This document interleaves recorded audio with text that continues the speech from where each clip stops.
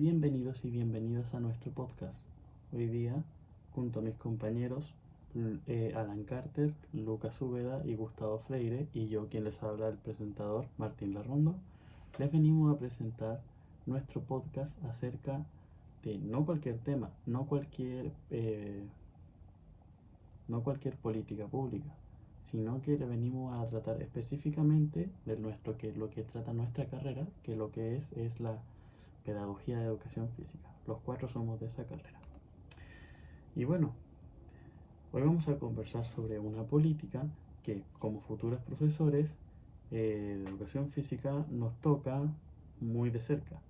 La Ley de Inclusión Escolar 20.845, promulgada en Chile en el año 2015.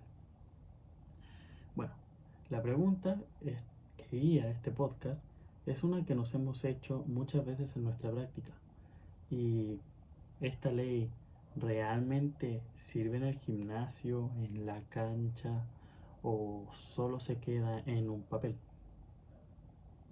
Respondiendo a esto, durante los próximos minutos vamos a analizar lo que dice la ley, qué observamos en nuestra experiencia práctica, qué creemos que hay muchas formas de mejorarla para que la inclusión sea real en las clases de educación física.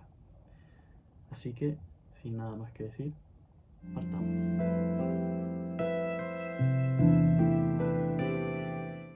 Para entender bien de lo que estamos hablando, le voy a pedir a mi compañero Alan Carter que nos explique en qué consiste esta ley y cuál es su propósito central. Gracias, Martín. Es así. La ley 20.845, más conocida como la Ley de Inclusión, que fue promulgada en 2015, vino a cambiar muchas cosas, entre ellas tres ejes. Primero, el fin al lucro. Segundo, en los establecimientos que se financian por el Estado. Lo segundo, eliminar el financiamiento compartido, es decir, el cobro de aranceles a familias en colegios subvencionados. Y por último, y tercero, y el más relevante para este caso, es que reguló los procesos de administración escolar, prohibiendo el arbitraje selectivo, haciendo que todos los estudiantes estén en igualdad de condiciones, sin importar su condición social, económica o discapacidad. Necesidades educativas especiales.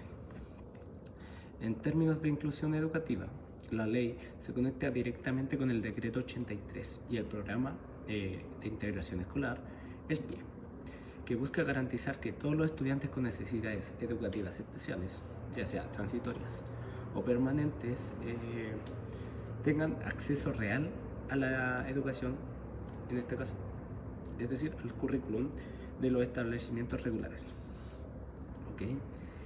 Ahora bien, como señala Levis 2020, existe una brecha importante entre lo que se declara como un discurso normativo y con lo que ocurre en la realidad.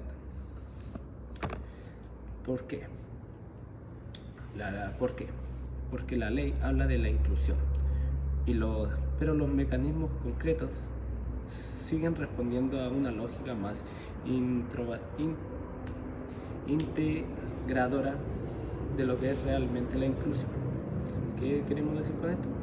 Que la ley habla de inclusión, pero lastimosamente no se ve mucho. Eso significa que el sistema escolar debe aceptar y que el estudiante esté presente,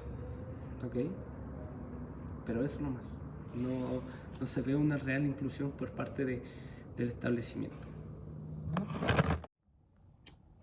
Muy claro, y eso nos lleva a preguntarnos, ¿qué pasa específicamente en la clase de educación física? ¿Por qué la ley habla del acceso al currículum en general?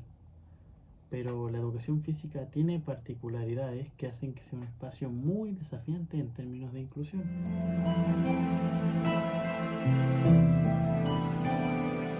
Ya, exactamente, Martín.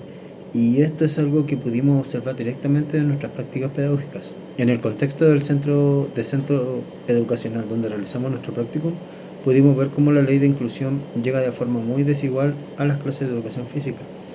Hay estudiantes integrados al sistema con diagnóstico PIE que participan de las clases, pero muchas veces sin ninguna adecuación curricular real. El profesor planifica para el grupo en general y el estudiante con necesidades educativas especiales simplemente observa o hace algo distinto al margen del grupo. Esto se conecta con lo que plantea Santa María et al. 2021 cuando señalan que las políticas educativas en América Latina no corresponden realmente a la diversidad y que las bases curriculares no siempre contemplan las condiciones reales de los estudiantes. En educación física, esto se traduce en 3 situaciones concretas que observamos. Primera parte, estudiantes con movilidad reducida o condiciones físicas específicas que no cuentan con adecuación en las actividades motrices. Se les excluye del juego sin ni siquiera intentar modificar la tarea. Segundo, ausencia de formación docente para trabajar con diversidad funcional. Muchos profesores de educación física no saben cómo adaptar el deporte o una actividad para que sea accesible, no porque no quieran, sino porque nadie los formó para eso. Tercero, el espacio físico. Muchos gimnasios y patios no están diseñados para estudiantes con discapacidad motora, lo que limita estructuralmente la inclusión antes que el profesor pueda hacer cualquier cosa. En definitiva, la ley declara la inclusión, pero no da herramientas reales al profesor de educación física para hacerlas posibles. Eso es clave y creo que refleja algo que venimos discutiendo en este curso, la diferencia entre una ley y tener una política pública que realmente funcione. Entonces, ¿qué proponemos nosotros? Le paso la palabra a Lucas Úbeda.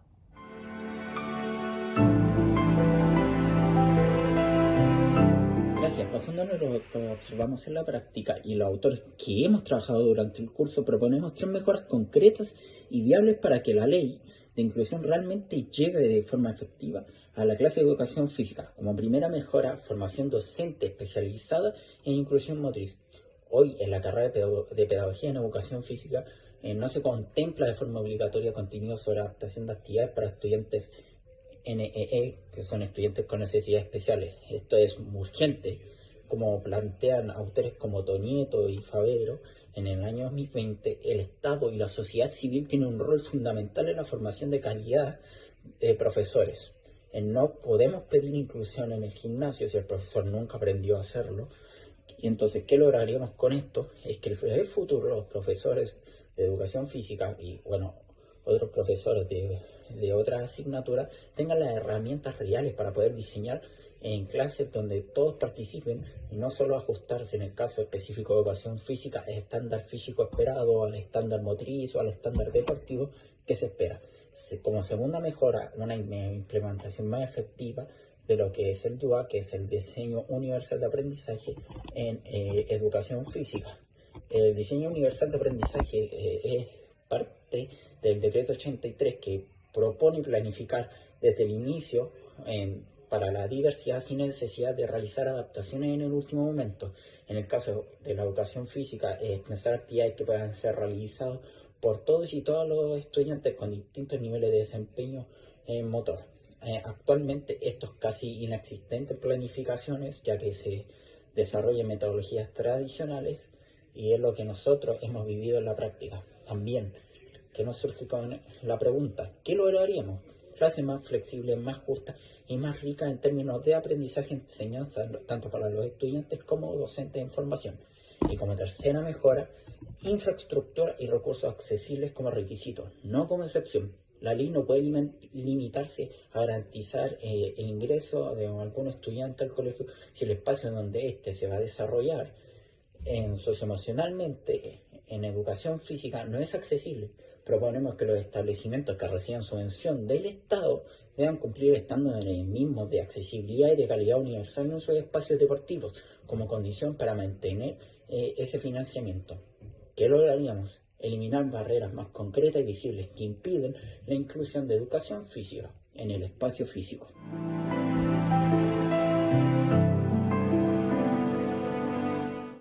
Y bueno, dándole un agradecimiento a mis compañeros Alan Carter, Gustavo Freire y Lucas Úbeda, creo que este recorrido nos deja una imagen bastante clara de dónde estamos parados. La Ley de Inclusión Escolar 20.845 es un avance real en términos de normativos. Avanzó en eliminar barreras de acceso, en prohibir la selección y en garantizar el derecho a la educación para todos. Pero como pudimos analizar hoy, la inclusión no termina en la puerta del colegio, tiene que llegar al patio, al gimnasio y a la cancha. Y en la educación física, esta brecha entre la ley y la realidad es muy visible. Lo vimos en práctica, lo vivimos como estudiantes y lo estudiamos en los autores que revisamos en este curso, que nos dicen que en América Latina, las políticas educativas siguen declarando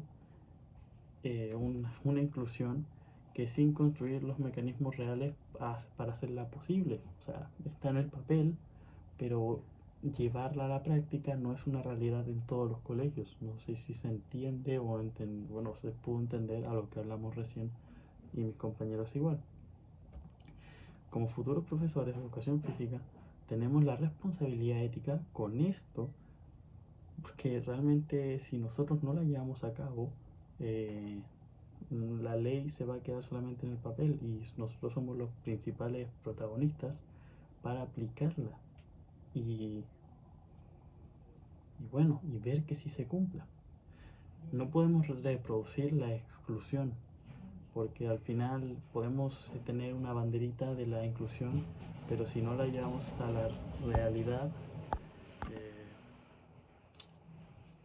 pues es un problema. Nuestra disciplina tiene una oportunidad única. El cuerpo, el movimiento y el juego son lenguajes universales que, bien trabajados, pueden ser el espacio más inclusivo en las escuelas, colegios o institutos, da igual. Pero para eso necesitamos una formación, recursos, financiamiento, estructuras y una política que no se quede solo en el papel.